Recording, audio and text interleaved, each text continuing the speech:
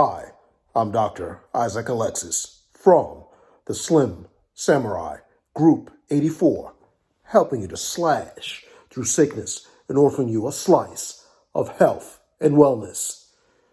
Before I begin, don't forget to click on the like, comment, subscribe, press on the notification bell on the subscribe button. Send this video to 25 of your friends and family if you want them living well and living strong. Today's topic is nutrition, the dark side of whole grains. That's right, you heard it. Nutrition, the dark side of whole grains. Listen, and let's get educated today. Now, we've all heard of the benefit of whole grains, but I want to educate you, my slim samurai and samurettes, on what no one else is talking about. Now, before I begin talking about whole grains, let's first talk about what a grain is in the first place. A grain is simply a seed with or without an attached hull, Hull, hull. Now, for those of you that don't know what a hull is, I'll explain, no problem. I'm currently homeschooling my daughter,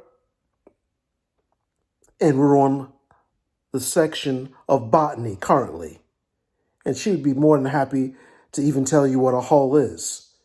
But since I'm doing the video and she's not, we'll kill two birds with one stone, utilizing this approach with me explaining.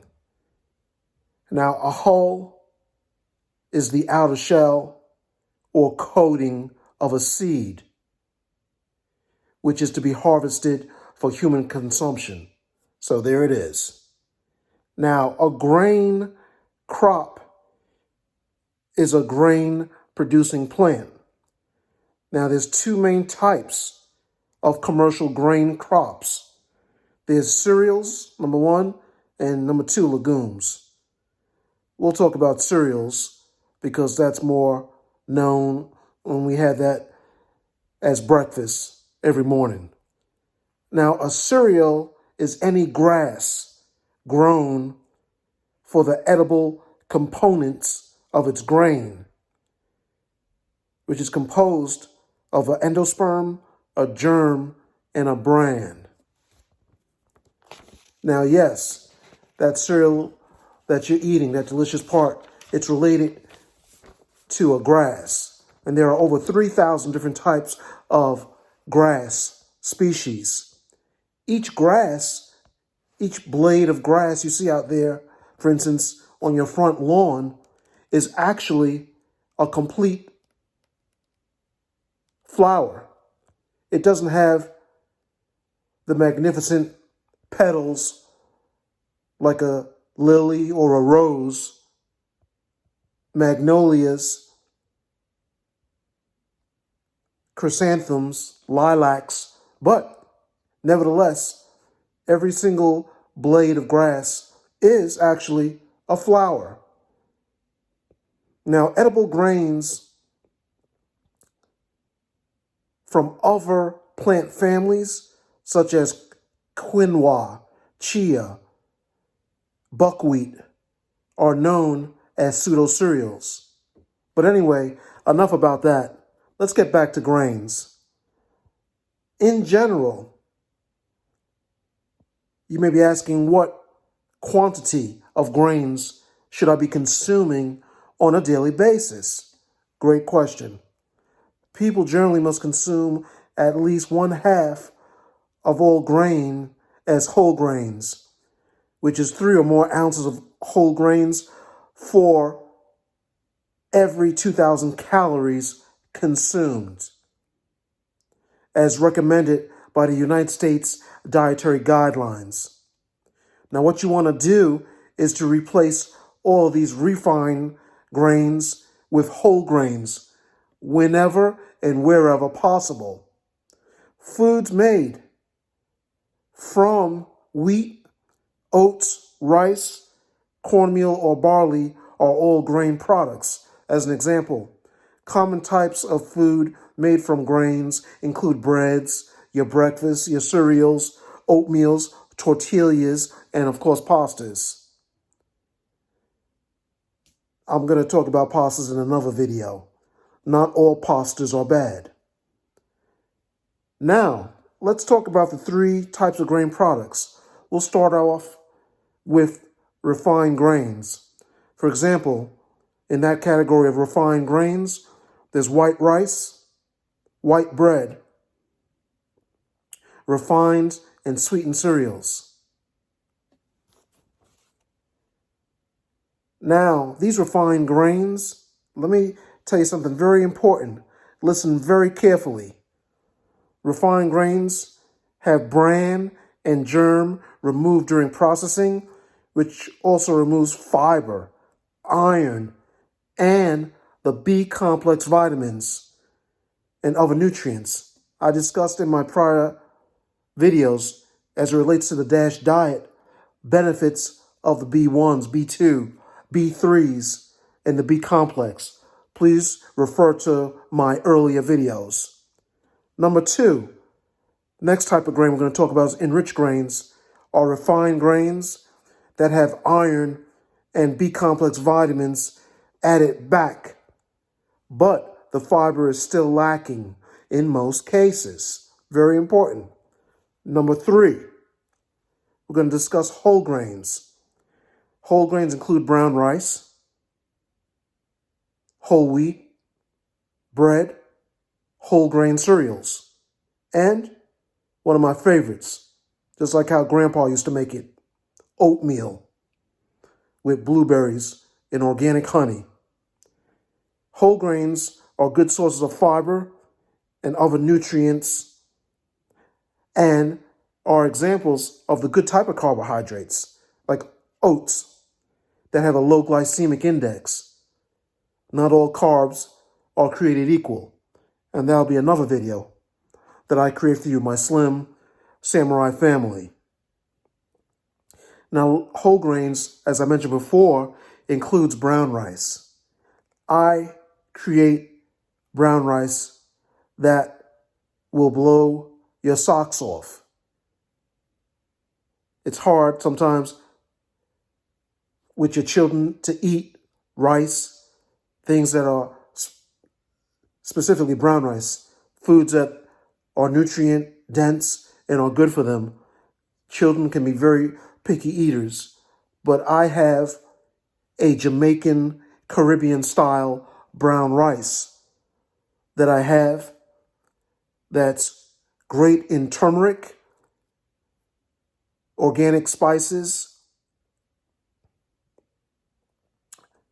a little bit of carrots, as well as other nutritious entities that is extremely savory and extremely succulent and not dry. A lot of the rice that's prepared can be bland and dry. It's almost like you're ingesting these mini daggers, these mini swords. Mealtime should not feel like a world war, like you're eating bullets and shrapnel. Nah, you don't want that. Let's get the kids to come to eat in a festive and highly nutritious manner. And I offer these dishes at a reasonable price as well. Keto-friendly meals, as well as brown rice and salmon and grass-fed turkey as well. Very nutritious, very delicious, and very healthy for your family. Now, don't just take my word for it. Let's look at the benefits of whole grains based on the clinical evidence-based guidelines before I progress to discussing the dark side of whole grains that no one is telling you about. And yes, there is a dark side. But just give me a moment before I proceed to that section. Now let's look at the clinical evidence of the goodness of whole grains.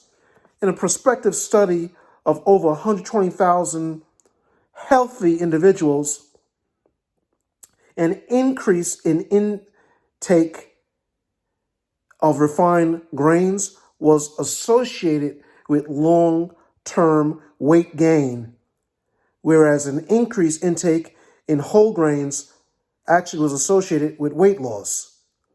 Now, they did a 2014 meta-analysis comprised of 18 studies, which included over 400,000 participants.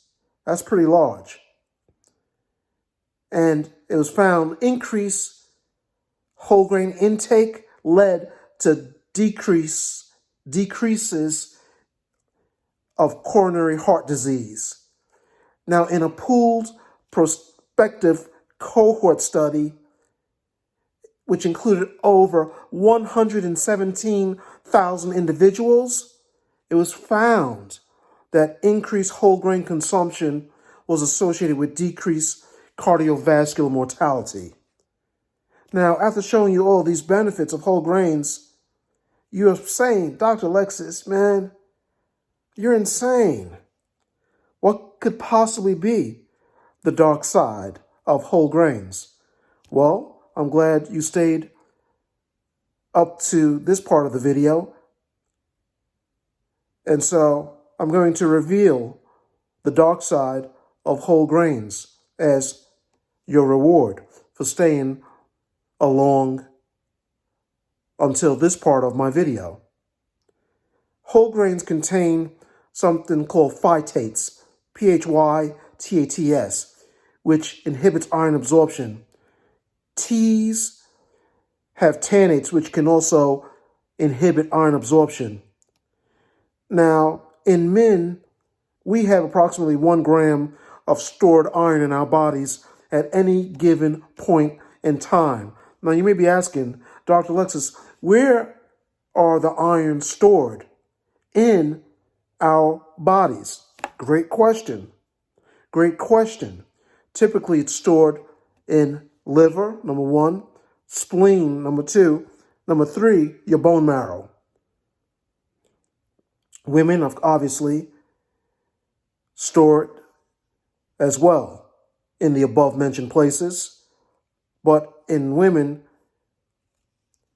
they generally have less iron stores due to menstrual losses in the menstrual cycle, lactation, childbirth.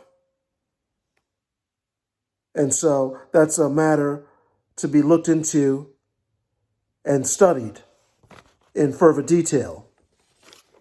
Now, iron in food is generally ferric, which is Fe3+.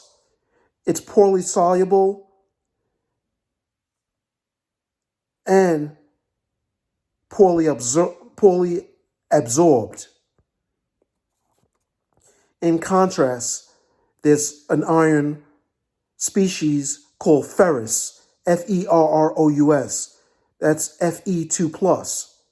This ferrous iron is generally more soluble, even at higher pHs of 7 to 8, as seen in the first part of the small intestine, called the duodenum.